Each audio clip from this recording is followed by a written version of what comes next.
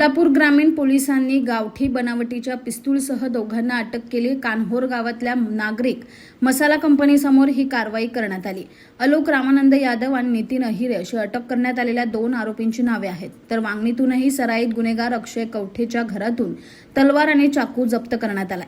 बदलापूर पश्चिमेकडील कान्होर रोडवर नाकेबंदी सुरू असताना पोलीस उपनिरीक्षक यशवंत कदम यांना गावठी पिस्तूल घेऊन काही आरोपी येणार असल्याची खबर मिळाली होती। त्यांनी एक KTM बाईकडून आरोपीची अंगझडती घेतली असता त्याच्याकडे गावठी कट्टा आणि चाकू आढळून आला। या प्रकरणात पोलिसांनी आलोक रामानंद यादव आणि नितीन अहिरे या दोघांनाही अटक करत त्यांच्याजवळील शस्त्र आणि मोटारसायकल जप्त केली। दोन्ही आरोपींना 3 दिवसाची पोलीस कोठडी सुनावण्यात आली। दुसरीकडे वांगणी परिसरात करण्यात आलेल्या कोम्बिंग ऑपरेशनमध्ये अक्षय कवठे या सराईत गुन्हेगाराच्या घरातून तलवार आणि चाकू जप्त करण्यात आले।